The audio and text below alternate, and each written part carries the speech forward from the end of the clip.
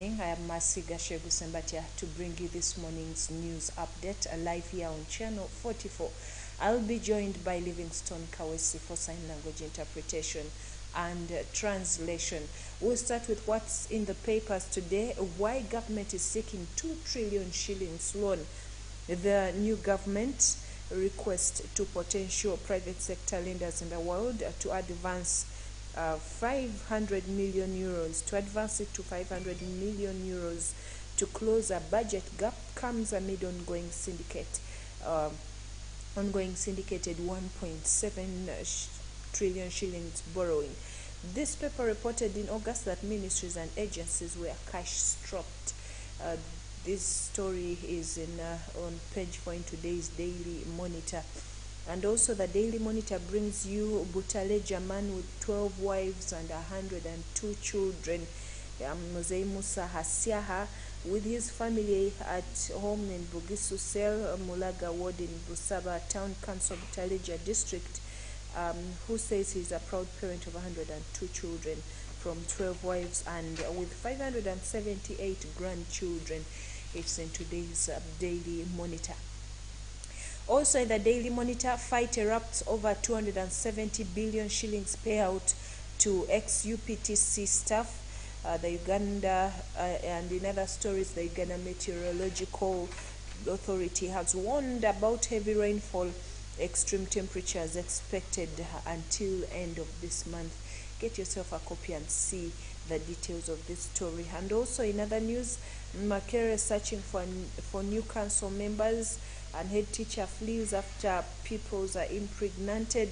It's in today's Daily Monitor. The Daily Monitor also brings you Uganda making strides in the fight to eliminate sleeping sickness. It's all in today's Daily Monitor. Let's move on to the New Vision.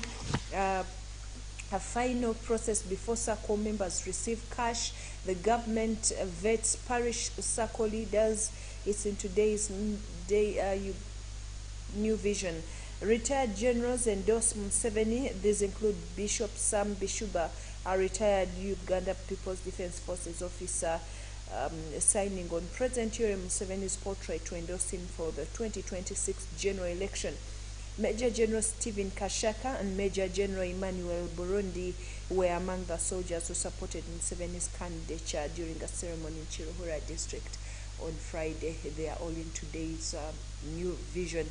And also the New Vision brings you a Cheng donors clash over Ebola funding.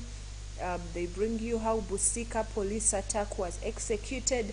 And the New Vision also brings you how hackers used 1,840 SIM cards to steal 7 billion shillings in today's New Vision. The New Vision also brings you lots of tenders and job offers, opportunities at Kakumiro District, Makerere University, Walter Reed Project, and Kabale University.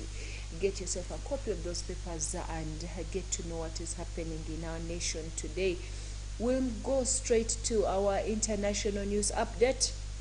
In the neighboring Congo, talks are underway in the capital of the DRC aimed at resolving a diplomatic row between Rwanda and DRC, halting a violent conflict in the east of the country.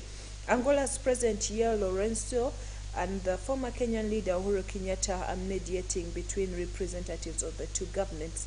This follows a meeting on Friday with Rwanda's President Paul Kagame. He has denied backing the M23 group that recently relaunched an offensive which has left tens of thousands of people displaced. The mediators will also speak to victims of the conflict. DRC's government is due to meet representatives of various armed groups later this month in the capital, Nairobi. In Mozambique, the country has started exporting liquefied natural gas for the first time to Europe in a move that the country's President Filipe Nyusi has described as historic. The gas has been produced at an offshore plant run by Italian energy firm Eni, but British oil giant BP has the purchasing rights over it. The gas left in a British cargo ship for Europe, but its final destination is unclear. The shipment comes at a time when Europe is looking for alternative sources of gas as it tries to reduce its reliance on Russia. Mozambique hopes to become one of the world's biggest exporters of natural gas following its discovery in the northern Cabo Delgado province in 2010. In Ethiopia, the military and Tigrayan rebels have agreed to allow immediate unhindered aid deliveries to the Tigray region, where millions of people desperately need food and medicine. Top commanders from both sides signed a deal in Nairobi, Kenya, to implement the cessation of hostilities agreed on the 2nd of November. A joint body is to oversee disarmament of the Tigray People's Liberation Front, TPLF, in the northern region of Ethiopia. The war has been raging for 2 years. Half of Tigray's 5.5 million people need food aid, and many of them are starving. In Europe, at least 6 people have been killed and 81 wounded in an explosion in a busy area of central Istanbul, according to Turkish authorities. The blast happened at about 16:20 local time yesterday on a shopping street in Taksim Square area. A suspect has now been arrested, according to the Interior Minister. Vice President Fuat Oktay earlier said the blast was thought to be a terrorist attack carried out by a woman. President Recep Tayyip Erdogan said the perpetrators would be punished. And in Ukraine, President Volodymyr Zelensky said that investigations have uncovered more than 400 war crimes in areas of Kherson abandoned by Russian forces as they retreated. Mr. Zelensky said the bodies of civilians and soldiers had been found. Meanwhile, Ukrainian authorities imposed an overnight curfew and restricted travel in and out of Kherson. And in the United States, news that Democrats have held the U.S. Senate after midterm elections this week has sparked recriminations within the Republican Party. Critics of former President Donald Trump blamed him for the poor showing, while other Republicans faulted their Senate leader, Mitch McConnell. The White House, meanwhile, made its strongest indication yet that President Joe Biden will run for re-election. The race for the U.S. House of Representatives remains uncalled. Republicans are still favored to win the lower chamber of the Congress, which would severely hamper President Joe Biden's plans, but their likely majority is shrinking as votes continue to be counted. Still in the United Kingdom, Home Secretary Suella Braverman is to travel to Paris to sign an expanded deal to try to stop people crossing the English Channel in small boats. Under the revised agreement, the amount the UK pays France to cover the costs of increased patrols at their end will go up from about £55 million a year to £63 million. The number of officers patrolling the French coast to try to stop people setting off will settle from 200 to 300.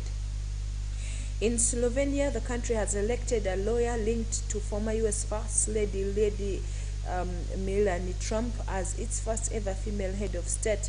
Nataša Pirc-Musar is a journalist and a lawyer who ran as an independent with the backing of Slovenia's center-left government. She defeated former Foreign Minister Anže Logar, a veteran of conservative politics.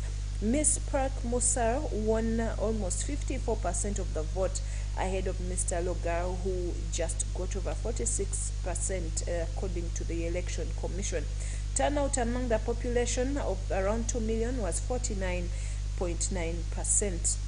And finally, firefighters had to rescue people who were trapped in cars and homes after heavy rain caused flooding in Valencia in Spain. The popular holiday destination faced travel disruption, with the airport having to close temporarily and trains being stopped. It's not the first time this year that the region in the eastern Spain has flooded. The area saw record rainfall in May. Well, that brings us to the end of this morning's news update. Thank you for watching Channel 44. I remind you of the Karamoja Christmas Karamoja. We are taking Christmas to the people of Karamoja so that they can enjoy themselves in the birth of our Lord Jesus Christ. join us once again by sending your seed to the numbers that will be availed during the services, or you can bring your seed to the Miracle Center Cathedral at the church reception or during the services. You will be tremendously blessed. The Pastors Now program is coming up next. I remain Mercy Gashego Sembatia together with Livingstone Kawesi. God bless you. Enjoy your morning.